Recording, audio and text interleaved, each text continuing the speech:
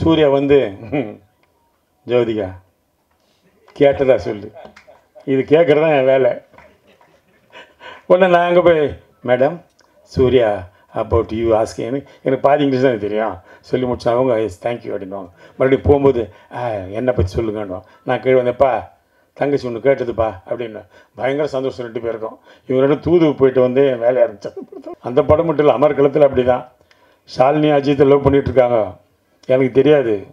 நான் உட்காந்து அட்வைஸ் பண்ணிகிட்ருக்கிறேன் அஜித்துக்கு. அஜித் சினிமாவில் இருக்கிற யாரையும் லவ் பண்ணி கல்யாணம் பண்ணாத, நான் ஃபேமிலிக்காக லவ் பண்ணி கல்யாணம் பண்ணேன், புரியுதா? ஏன்னா சினிமா அப்படி இப்படின்னு அப்படியே அதை வந்து ஸ்டரன் சார் டைரக்டர் அவர் இதில் பார்க்குறாரு மானிட்டரில். என்ன இவன் சீரியஸாக பேசிகிட்டு இருக்கிறான், வாங்க அப்படின்னு கூப்பிட்டாரு. என்ன பண்ணுறீங்க? இல்லைப்பா அஜித்துக்கு நான் சில அட்வைஸ் எல்லாம் கொடுக்குறேன். என்ன அட்வைஸ்? இல்லை இந்த மாதிரி சினிமாவில் இருக்கிற யாரையும் லவ் பண்ண வேணாம் அப்படி. இல்லை பாவி ஷாலினி லவ் பண்ணுறாங்க, அடுத்த மாதம் கல்யாணம், உனக்கு படம் வேணுமா வேணாமா இதோட போயிடு மிரட்டினார். அதோட வாய முடியாவும் விஜய் நடிச்சிருந்தா ஃப்ரெண்டு, நீங்கள் இருந்தது ஃப்ரெண்ட்ஸ். எஸ்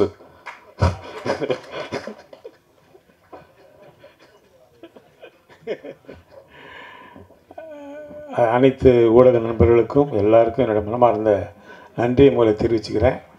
ஒரு திரைப்படம் மறுபடியும் ரீலீஸ் ஆகும்போது இவ்வளோ பெரிய ஒரு வரவேற்பு கொடுக்குறது எனக்கு வந்துட்டு ரொம்ப சந்தோஷம்.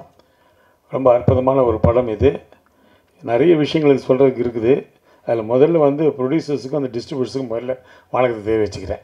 கோல்மால் ப்ரொடியூசர் 2 பேரும் மொரிஷியஸே போயிருக்கேன். நான் டூர் மாதிரி போயிட்டு வருவோம் நாங்கள். போய் மொரிஷியஸ் எல்லாம் கேட்பாங்க, என்னையா மயிலாப்பூர் போகிற மாதிரி போயிட்டு வரி அப்படின்னு. அந்த மாதிரி அந்த அற்புதமான திரைப்படம் எடுத்தவர் பொன்குமார் தான் இயக்குனர். அது ரொம்ப அற்புதமாக இருந்துச்சு திரைப்படம் பார்க்குறதுக்கு. இவர் சொன்ன மாதிரி ஃப்ரெண்டு, அவங்க 4 லட்சம் ஃப்ரெண்ட்ஸுன்றாங்க. உண்மையிலே ரொம்ப சந்தோஷமான விஷயம். ஆனால் நண்பர் கணேஷ் பாபு சொன்னதில் சில விஷயங்களை நான் சொல்ல வேண்டியது. சித்திக் சாரை பொறுத்த வரைக்கும் ஒரு டைலாக்குள்ளே வெளி டைலாக் எழுத விட மாட்டார். அவர் ஏதோ அந்த இடத்துல ஸ்பாட்டில் இருக்கும்போது அவர் வடிவேல் சொன்னது சிரிச்சதை பார்த்து சொல்லிட்டாரு. ஆனால் எல்லா டைலாக்குமே சித்திக் சார் ஸ்கிரிப்டில் இருக்கும். ஏன்னா நான் அவரோட டைலாக் ரைட்டராக ஒர்க் பண்ணவேன் பாஸ்கர் ராஸ்கலில். ஒரு டைலாக் கூட அவர் வேறு டைலாக் சொல்ல விட மாட்டார். எந்த டைலாக் வேணான்ட்டுருவார், எனக்கு தெரியும் இது போதும் அப்படின்ட்டுருவார். அதில் ஆணையே பிடுங்கமான டைலாக் வந்து சித்திக் சார் கோகுல் கிருஷ்ணா எழுதின டைலாக் தான். அதில் வந்து வடிவேல் சொன்ன டைலாக்கெல்லாம் கிடையாது. தவறான ஒரு செய்தியாக போச்சு அது. ஏன்னா நான் ஸ்பாட்டில் இருக்கிற அண்ணல் தெரியும். ஒரு டைலாக் கூட அவர் சொல்ல விட மாட்டார். ஒரே ஒரு டைலாக் நான் சொந்தமாக போட்டேன் அந்த படத்தில். பிரமல்ராஜ் சார் கேட்பா, டேய் நேற்று பஸ் ஸ்டாண்டில் என்ன நடந்தது அப்படின்வார். நான் ஒன்று ஆடு நடந்தது மாடு நடந்தது அப்படின்வேன். ஒன்று கட்டு அப்படின்ட்டார் டைரக்டர். என்ன இது டைலாக்கு? அவர் என்ன கேட்குறேன், நீங்கள் என்ன சொல்கிறீங்க? இல்லை சார் இது ஒரு மாதிரி கல்ட்டு ஜோக்கு சார் அப்படி. அதெல்லாம் வேணான்ட்டா. இல்லை சார் வச்சுக்கலாம் சார் ப்ளீஸ். சரி வச்சு தொலைங்க அப்படின்னு வச்சுட்டு போனார். அந்த ஒரு டைலாக் தான் அந்த டோட்டல் படத்தில் சொந்தமாக ஒரு நடிகர் சொன்ன டைலாக். அது கூட சிம்பு இருக்கார், டிஆரோட சன்னு, அவர் எங்கே பார்த்தாலும் சொல்கிற டைலாக் தான். சார் எனக்கு ஃப்ரெண்ட்ஸில் ஆணையை பிடுங்கானோட எனக்கு ரொம்ப பிடிச்ச டைலாக்கு ஆடு நடந்தது மாடு நடந்தது அப்படின்னு தான் சொல்லுவார். அந்த மாதிரி சித்திக் சாரை பொறுத்தவரைக்கும் every thing is in paper, every thing is in mind.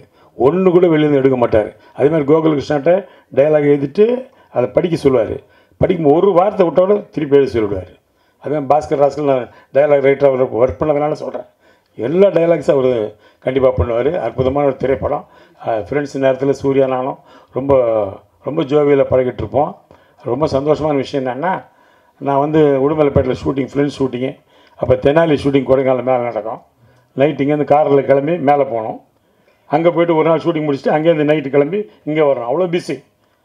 அந்த நேரத்தில் இங்கேருந்து போகும்போது சூர்யா வந்து ஜோதிகா கேட்டதா சொல்லு, இது கேட்குறது தான் என் வேலை.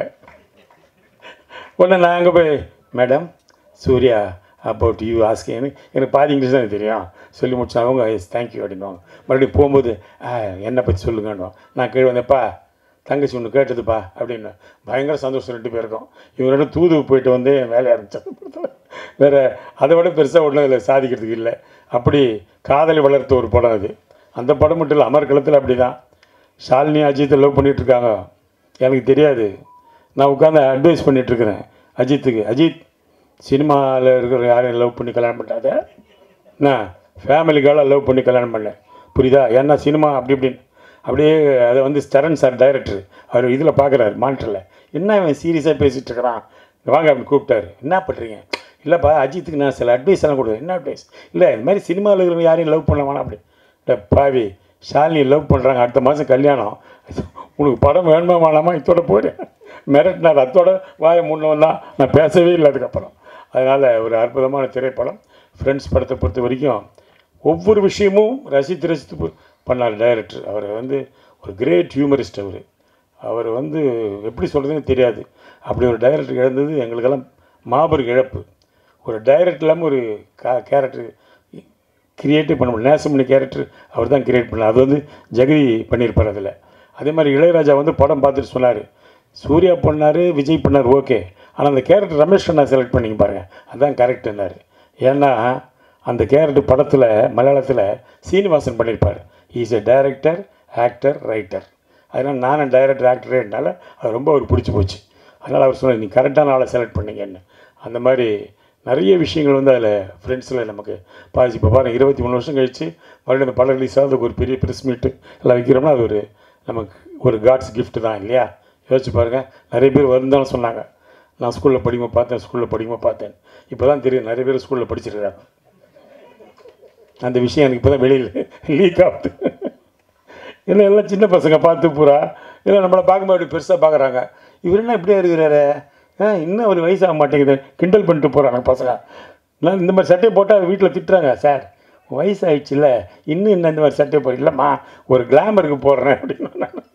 அதனால் நல்ல ஒரு படம், திரைப்படம் என்றைக்குமே இருக்குது. அந்த காலத்தில் நாங்கள் சினிமாவுக்கு வர்ற காலத்தில் என்னை கேட்பாங்க, உங்களுக்கு பிடிச்ச காமெடி படம் என்னான்னு. காதலுக்கு நேரமில்லை, ஊட்டி வர ஒருவன்னு சொல்லுவோம். அந்த 2 படம் தான் இப்பவும் பார்த்தாலும் எவ்வளோ வேணால் சிரிக்கலாம். அது மாதிரி இப்போது சிரிப்பதற்கான ஒரு படம்னு பார்த்தா ஃப்ரெண்ட்ஸ் தான். இப்போ நான் ஷூட்டிங்லாம் போகும்போது எங்களை வெளியே அவுட்டோர் போகும்போது கேட்பாங்க, என்ன சார் ஒரு காமெடி படம் பண்ண மாட்டேன்றீங்களே சார், சிரித்து ரொம்ப நாளாச்சு சார், தியேட்டருக்கு வந்தால் அப்படியே ஏன் சார் உயிர் எடுக்கிறீங்க? நான் சொன்னேன், அப்படி தான்ப்பா ஆகிப்போச்சு, மாறி போச்சு. ஏன் சார் நீங்கள் டைரக்ட் பண்ணக்கூடாதுன்னாங்க. நான் சொன்னேன், டைரக்ட் பண்ணலாம், ஆனால் டைரக்ட் பண்ணலாம் இந்த காலத்தில் ட்ரக்கு விற்கணும், இல்லைன்னா துப்பாக்கி புதுசாக கண்டுபிடிக்கணும், இது பண்ணால் தான் கதை பண்ண முடியும். அப்படி ஆகிடுச்சு. இப்போது நல்ல ஒரு கதை, சென்டிமெண்ட்டு, சிரிப்புன்றதெல்லாம் கிடையவே கிடையாது. அதனால் இந்த படம் நிச்சயமாக தியேட்டரில் பெரிய லெவலில் போகணுன்னு இறைவனை வேண்டுகிறேன். நன்றி, வணக்கம்.